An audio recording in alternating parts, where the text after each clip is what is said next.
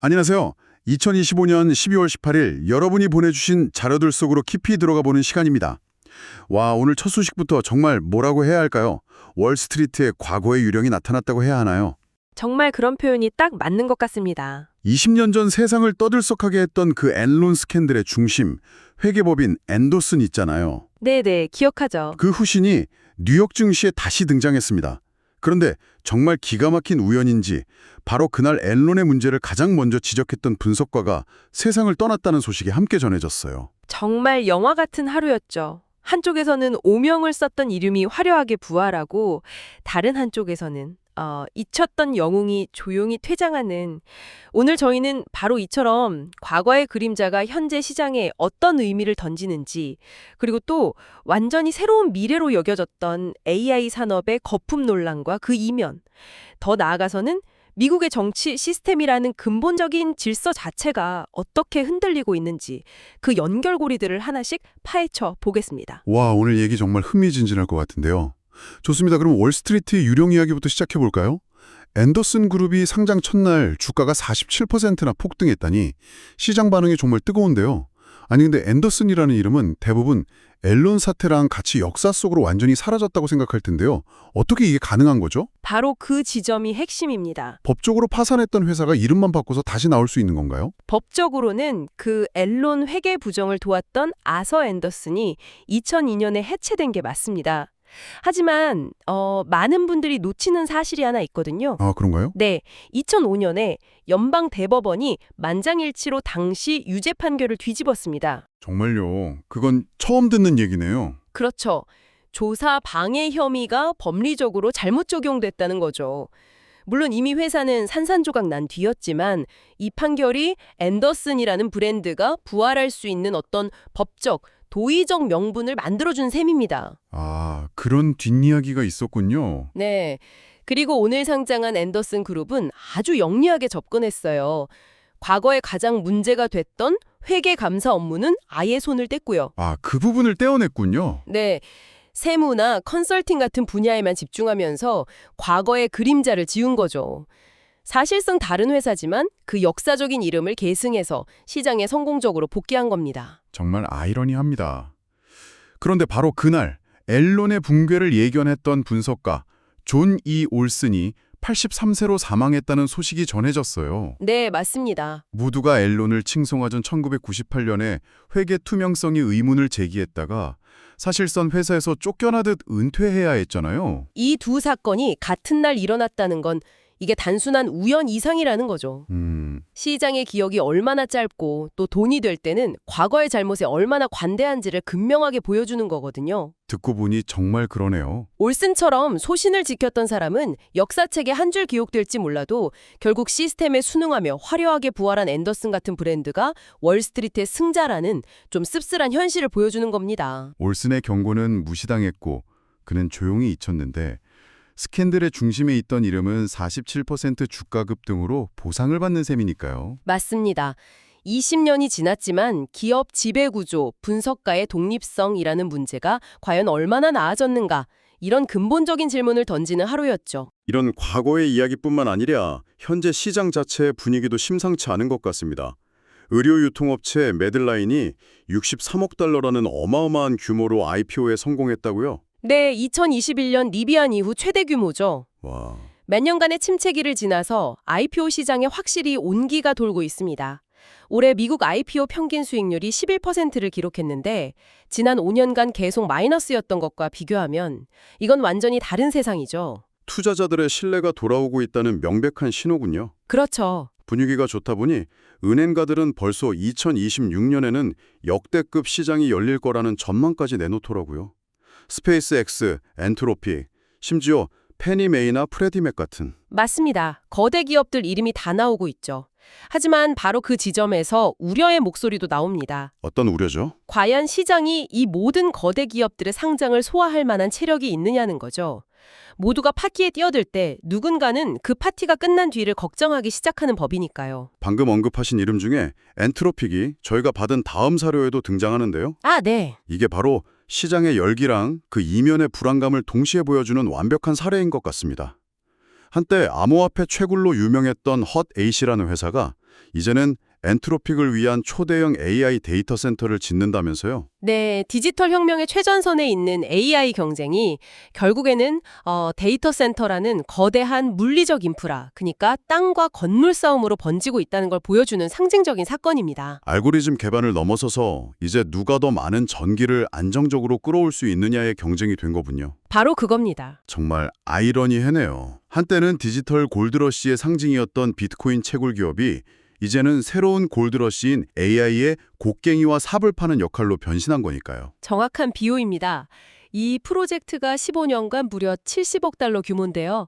구글이 지급 보증을 서고 JP모건이 자금을 대는 그야말로 AI 생태계의 거물들이 총출동한 사업이거든요. 와, 후테이처럼 기존의 대규모 전력망 관리 노하우를 가진 암호화폐 채굴 기업들이 AI 인프라 사업의 핵심 플레이어로 떠오르는 새로운 흐름이 만들어지고 있는 거죠. 이렇게 한쪽에서는 AI를 위한 물리적인 기반을 단단히 다지고 있는데 다른 한쪽에서는 AI 주식의 금융적인 기반이 흔들리고 있다는 소식이 있어요. 네, 오라클 이야기죠. 오라클 주가가 오픈 AI와의 계약 문제로 하루아침에 폭락하면서 나스닥 지수 전체를 1.8%나 끌어내렸다고요.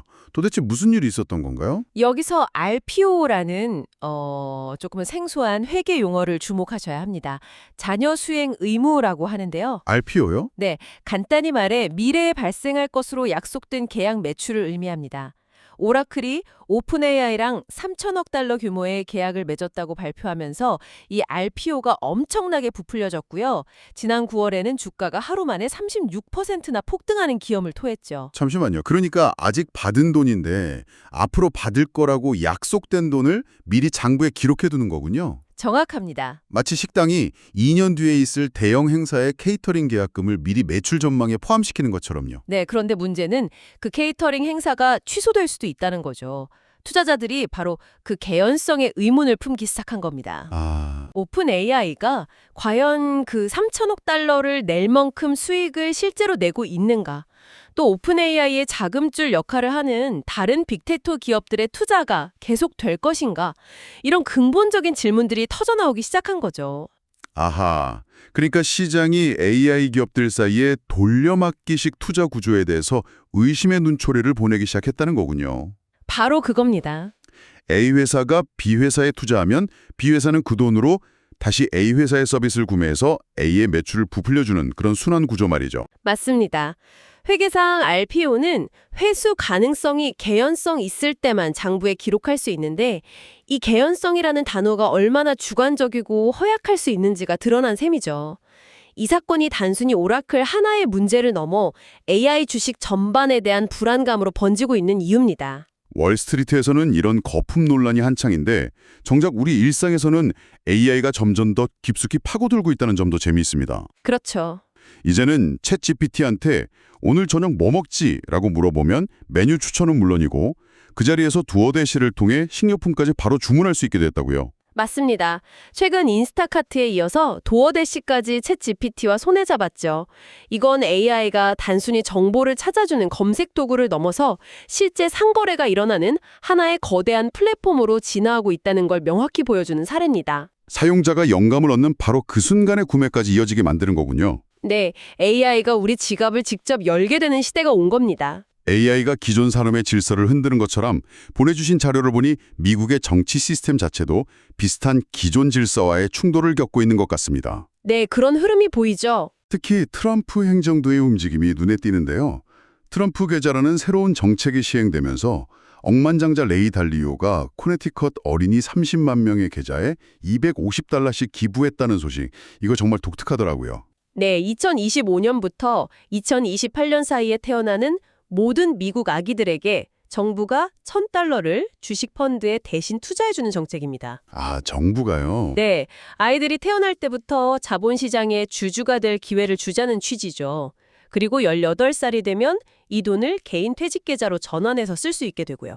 아이디어 자체는 흥미로운데요. 무엇보다 눈에 띄는 건 레이 달리오나 블랙록 같은 민간 부문의 거물들이 자발적으로 참여하고 있다는 점입니다. 그렇죠. 정부 정책이 민간의 참여를 성공적으로 이끌어낸 드문 사례 같아요. 블랙록은 직원 자녀들에게 정부 지원금이랑 똑같은 금액을 추가로 지원해 주기로 했다면서요. 맞습니다. 자본소득 불평등 문제를 해결하려는 시도라는 점에서 긍정적인 평가를 받고 있는데요. 하지만 이런 경제적 규범을 바꾸려는 시도와 동시에 훨씬 더 근본적인 미국의 정치적 규범을 바꾸려는 움직임도 나타나고 있어서 논란이 되고 있습니다. 바로 대통령의 3선 연임 가능성에 대한 이야기군요.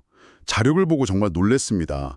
트럼프 대통령이 저명한 헌법학자인 앨런 더쇼비츠 변호사와 이 문제를 논의했다고요? 네, 맞습니다. 잠시만요. 이건 그냥 학술적인 토론 수준이 아니라 백악관이 공식 입장까지 냈다고요?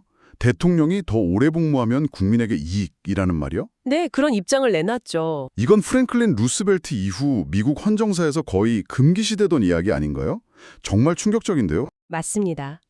대통령 임기를 2회로 제한한 수정헌법 22조는 미국의 민주주의를 지탱하는 가장 중요한 기둥 중 하나로 여겨져 왔잖아요. 그렇죠. 더쇼비츠 변호사는 이 조항의 해석이 명확하지 않다면서 특정 상황, 예를 들어 선거인단이 기권해서 의회에서 대통령을 선출하게 될 경우 3선이 가능하다는 식의 주장을 책 초안에 담아 대통령과 논의한 겁니다. 단순히 가능성을 타진한 걸 넘어서 백악관이 국민에게 이익이라는 말로 사실상 옹호하는 듯한 입장을 낸 것 자체가 미국의 오랜 정치적 규범에 대한 중대한 도전이네요. 그렇습니다. 그리고 이런 도전은 대통령 임기 문제에만 국한되지 않습니다. 행정부의 권력 분립이라는 더 큰 틀을 흔들려는 시도와 맞물려 있거든요. 아, 또 있나요? 네, FCC, 즉 연방통신위원회 위원장이 FCC는 독립기관이 아니다라고 스스로 선언한 사건이 그 대표적인 예입니다. 그 발언도 정말 놀라웠습니다. 연준이나 연방거래위원회 같은 독립기관들은 대통령의 정치적 압력으로부터 자유롭게 정책을 결정하라고 만들어진 조직이잖아요. 그렇죠. 그런데 기관의 수장이 스스로 독립성을 부정하다니요. 바로 그게 핵심입니다. 행정부의 입맛에 맞지 않는 결정을 내리는 독립기관의 수장을 대통령이 더 쉽게 해임할 수 있도록 길을 터주려는 더 광범위한 전략의 일환으로 해석되고 있습니다. 아, 행정부의 권력이 어디까지 미칠 수 있는가에 대한 헌법의 근본 원칙을 둘러싼 거대한 논쟁을 촉발시킨 발언이죠. 이런 보이지 않는 힘겨루기가 실제 파열음으로 이어진 사례도 있더군요. 댄 본지노 FBI 부국장이 임명된 지 9개월 만에 전격 사임했다고요. 네, 본진호는 FBI 역사상 처음으로 경력 요원이 아닌 외부에서 온 정치적 인사가 임명된 부국장이었습니다. 아, 외부 출신이었군요. 네. 대통령의 의제를 FBI라는 거대한 관료 조직에 이식하려는 목적이 뚜렷했죠. 하지만 결과는 실패였습니다. 조직 내부의 저항이 그만큼 거셌다는 뜻이겠군요. 그렇습니다. 법무부와 FBI 내부의 전문 관료들과의 갈등이 극심하다고 하고요. 또 앱스틴 관련 파일 비공개 결정처럼 본인 스스로도 기존 지지층의 기대에 부응하지 못했다는 자괴감도 컸다고 합니다. 결국 정치적 임명자가 수십 년간 쌓아온 전문기관의 문화를 바꾸는 게 얼마나 어려운 일인지 보여주는 상징적인 사례로 남게 됐네요. 네, 그렇게 됐죠. 와, 오늘은 정말 과거와 현재, 금융과 기술, 정치가 복잡하게 얽힌 이야기들을 깊이 들여다봤네요. 앨런의 그림자가 여전히 어른거리는 월스트리트의 모습, 거대한 잠재력과 아슬아슬한 불안감이 공존하는 AI 산업, 그리고 미국의 정치 시스템 자체가 근본적인 도전에 직면한 상황까지 짚어봤습니다. 이 모든 이야기를 관통하는 하나의 키워드를 꼽자면 바로 기존 질서와 새로운 힘의 충돌이 아닐까 싶습니다. 아, 질서와 힘의 충돌. 네. 앤더슨의 귀환은 과거의 오명이라는 질서를 재정의하려 하고 AI 기술은 금융시장의 전통적인 가치 평가 방식을 시험하고 있으며 정치권에서는 독립기관의 지위나 대통령 임계 같은 수십 년 된 규범들이 강력한 도전을 받고 있습니다. 오늘 우리가 살펴본 앤더슨의 부활, AI의 불확실한 가치, 그리고 정치적 규범의 도전은 모두 가치와 유산을 어떻게 평가할 것인가에 대한 질문으로 귀결되는 것 같습니다. 그렇죠. 20년 전의 오명은 오늘의 주가 앞에서 얼마나 가치가 있으며 아직 실현되지 않은 AI의 미래 수익은 현재의 가치로 어떻게 환산해야 할까요? 그리고 수십 년간 당연하게 여겨온 민주적 규범이라는 유산은 현재 정치적 이익과 어떻게 맞바꿀 수 있는 걸까요? 인셈이죠. 그게 주식이든 기술이든 아니면 우리가 살아가는 사회 시스템이든 말입니다. 네. 여러분은 무엇에 가치를 두고 계신가요? 오늘 이야기들을 곱씹어 보시면서 각자의 생각을 정리해 보시는 것도 의미 있을 것 같습니다.